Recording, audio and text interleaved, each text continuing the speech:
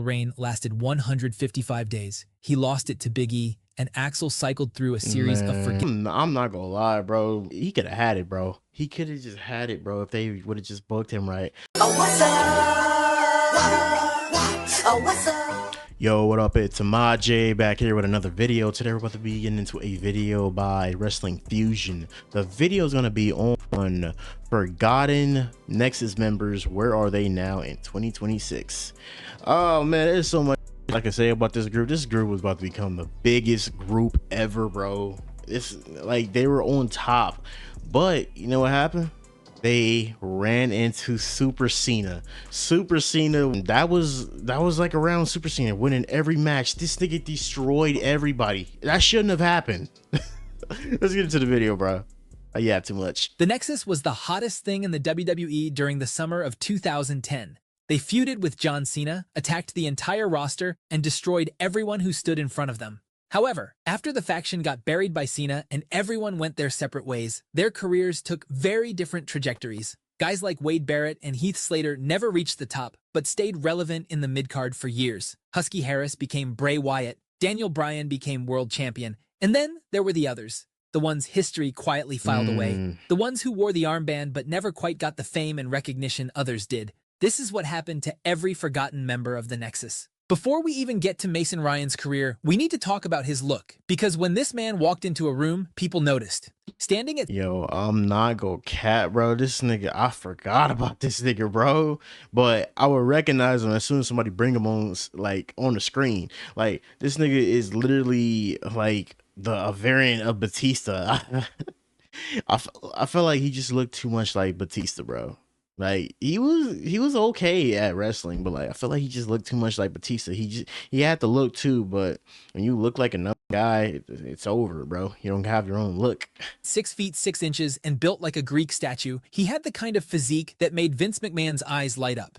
The only problem was that Vince McMahon already had a guy with that exact look, and that guy's name was Batista. Barry nigga. Griffiths, Mason Ryan's real name, was born in Wales and didn't even start training to be a professional wrestler until 2006. He signed with WWE in 2009, debuted in Florida Championship Wrestling, and became a one-time FCW Florida Heavyweight Champion. For a guy who only picked up the craft 3 years prior, that was remarkable. His call-up to the main roster came in January 2011, and it came in a big way. He debuted in the main event of Monday Night Raw, aligning himself with CM Punk's new Nexus in an attack on John Cena. But wrestling is cruel to guys who look the part without having the full toolkit to back it up yet. In May 2011, he tore his hamstring right as he was set for a high-profile tour of Australia, an injury that left his leg black and blue and derailed real momentum at the worst possible time. In WWE, timing is everything. If you miss your window, the train keeps moving without you. When Ryan came back, there was no clear direction waiting for him. The new Nexus was gone, and he floated around in filler 6. And that's what's sad about wrestling. Once you get injured, if you're not like a prominent star, or if you don't have that it factor that can just bring it back, or even being lucky with creative and hoping they can give you some kind of crazy ass shit that just puts you back in there, even if it's some comedy shit, my nigga. But like, they really had nothing for this nigga, bro. And that's the sad part. But it's shit. You get cursed with an injury and it could just come all types of way and just like F up your career potentially.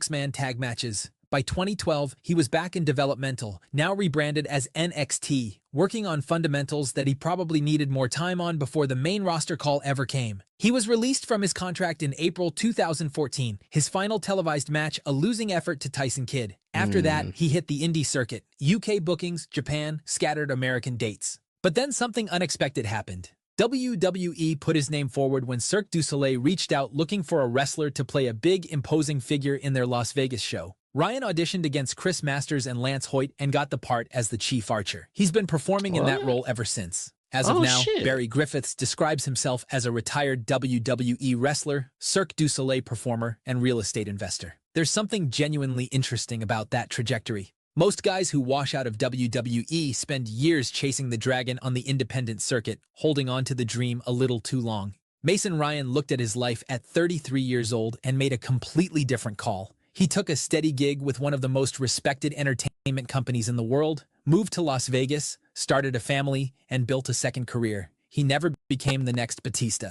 But Barry Griffiths, by most measurable definitions, is doing just fine. And in a business that chews people up and spits them out, doing just fine is sometimes a happy ending. But if Mason Ryan's story is about a guy who quietly found... You know what, bro? I'm glad like it all ended like pretty well for this nigga, and he took another, took a look at his like his wrestling career and just like, I'm not saying it couldn't have went anywhere. That's what I'm not saying, but like I'm glad he took a look at the bigger field and decided to do this, and it became a passion for this nigga.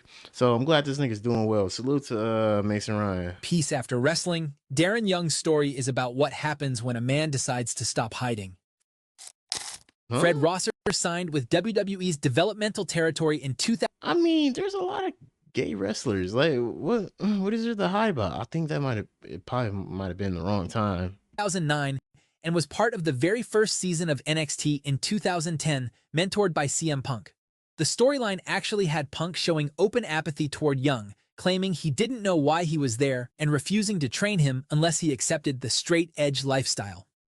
When the Nexus formed in June 2010, Young was there from the start. At SummerSlam, in the massive elimination match against Team WWE, Young was the first Nexus member eliminated, and because the stipulation was that anyone I'm not gonna cap, bro. This nigga had a wild hairstyle for that era, bro. Who lost their individual rematch got exiled, Young fought John Cena the following week, lost, and was beaten down and thrown out of the faction. What followed was years of mid-card purgatory, broken up by one genuinely bright spot. Young formed the Primetime Players with Titus O'Neil, and the two captured the Tag Team Championships in 2015. It was a feel-good moment for two guys who'd spent a long time waiting for theirs. Man, I'm sorry. This should have happened like way sooner, bro. I used to enjoy their whole tag team, bro. They had it, bro. Like I used to enjoy like everything about it. Honestly, they had the good promos, they had the good wrestling, they had the good connection, bro. Like back in 2013, there was like in a lot of fucking tag team matches, bro. Well, along with all those luchadors, along with everybody, bro. You can see them on Monday Night Raw. That's like back when I used to like watch wrestlings heavily, bro. So Darren Young was a part of a lot of stuff when I was like 13, bro. And like, bro, it's like really fucking criminal. They didn't like give these niggas the ball and so they could run with it and they'll probably be like 7-time tag team champions. They'll probably be looked at like the Usos or the Hardys right now if they, give them the ball and you give them good creative. There was a brief, fun run with Bob Backlund as his unlikely life coach in 2016, but none of it translated into a sustained singles push. By 2017, a shoulder injury sidelined him, and he was officially released in October of that year. After his release, Fred Rosser rebuilt himself from the ground up. He signed with New Japan Pro Wrestling in August 2020 and debuted on NJPW Strong. In 2021, he won the Strong Openweight Championship, a title he held for 238 days. The personal transformation was just as significant. In August 2025, Rosser publicly celebrated 8 years of sobriety, revealing that he had been a functioning alcoholic during his entire WWE tenure. As of early 2026, Fred Rosser is still active. He's also a trainer at the NJPW Academy. He says he'd be ready if WWE ever called. He said he still has a lot left to offer, that he still has a lot left in the tank. That's cool as hell. I'm glad like bro's still wrestling to this day and getting his shit, bro. Like, bro, that's respectable, bro. It ended on a good note. When you go to other wrestling companies, they treat you way better than WWE. Every now and then, wrestling history hands someone the most complicated gift imaginable, a famous last name. For Joe Hennig, that gift came wrapped in a double-edged sword that he spent his entire career trying to unwrap without cutting himself. His grandfather was Larry the Axe Hennig, a legend of the territorial era.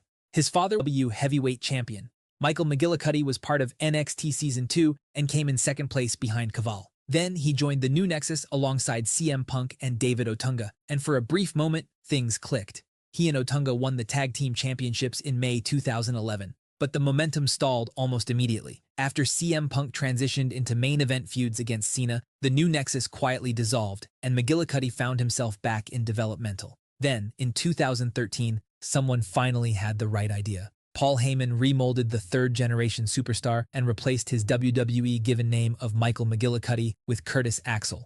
a moniker that paid tribute to both his father Kurt and his grandfather. Heyman's association gave him instant credibility, and Axel ran with it. He won the Intercontinental Championship at Payback in June 2013, becoming the first multi-generational wrestler to capture the same championship as his father.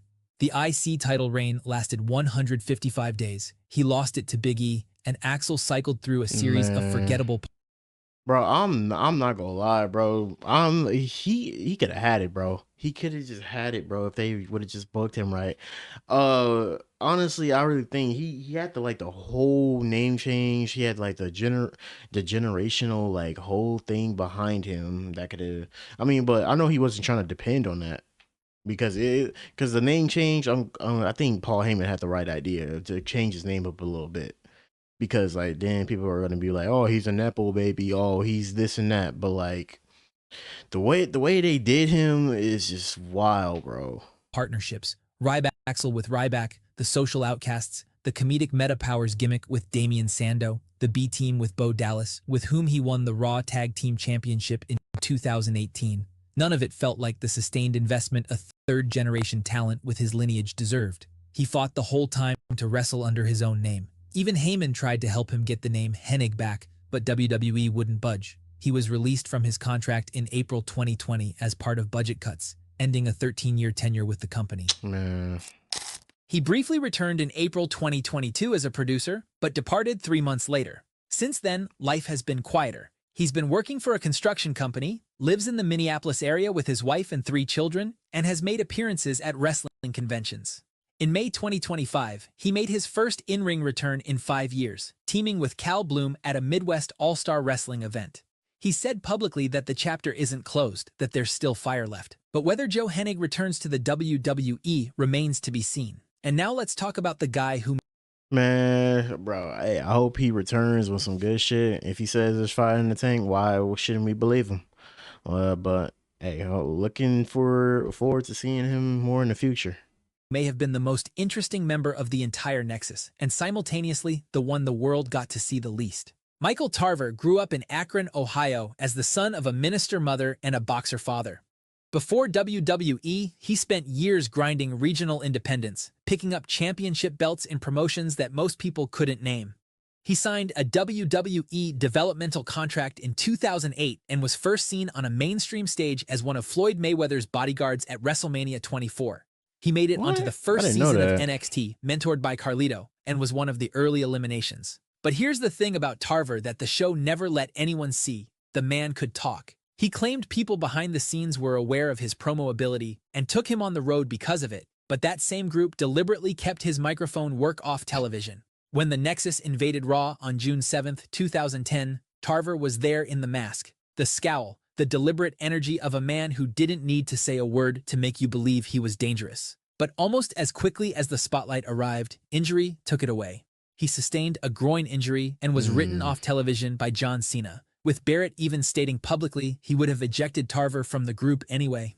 He was healed before the Nexus story was over, but the booking never brought him back to the main roster in any meaningful way. WWE briefly featured him in mysterious backstage appearances on Raw and SmackDown before releasing him in June 2011. Wow. But here's what makes it worse. Behind the scenes, Tarver had been working directly with Vince McMahon on promos and character development. The plan was to make him a manager. Big ideas were in the pipeline, and then the release came and all of it vanished with it without explanation. Bro, that's some bullshit, bro. That's just like WWE and Vince McMahon, bro, back in the day. Bro, I wish this nigga wrestled in this day and era, but...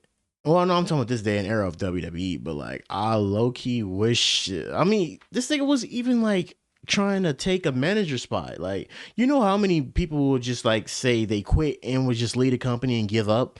But like, I like how this nigga didn't give up and was willing to be a manager because he was a good talker too. Like, it's been so many moments like WWE passed on like good talkers too and didn't make anything out of it. So, man, this shit pisses me off for him, bro. After WWE, he spent 5 years at Florida Underground Wrestling, winning championship gold and becoming a genuine star in that small world. In 2018, he even got a brief reunion moment when he, Fred Rosser, and PJ Black represented the Nexus Alliance at the Chikara King of Trios tournament. But it's what Tarver did outside the ring that tells you the most about who he really is. he became a Christian rapper under the name Monster Tarver, releasing his debut single Black Roses in January 2022. His music addresses faith, redemption, and personal struggle with the same intensity he once brought to a wrestling ring. But then, 2025 delivered one lethal gut punch. In October, Tarver announced on Instagram that he had suffered a stroke, taking himself to the emergency room. Earlier that same year, hurricanes had damaged his home to the point where mold was growing through the walls, and he had to launch a GoFundMe just to relocate.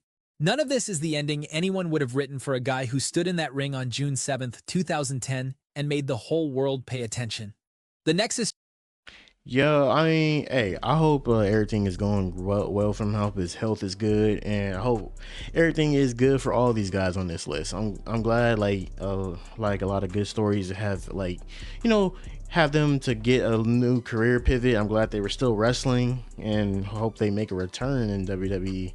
But if you like that and you enjoy more wrestling videos, go check out my other wrestling videos and check out Wrestling Fuse video, and I'll catch you guys in the next video. And we are on the road to 500, 550. I have no idea because I haven't hit it yet, but I'll catch you guys later. He was the best guy around. What about the people he murdered? What murder?